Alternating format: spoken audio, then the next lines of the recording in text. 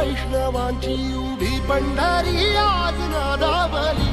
तुझे नाव ओटी तुझे रूप ध्यानी जीवाला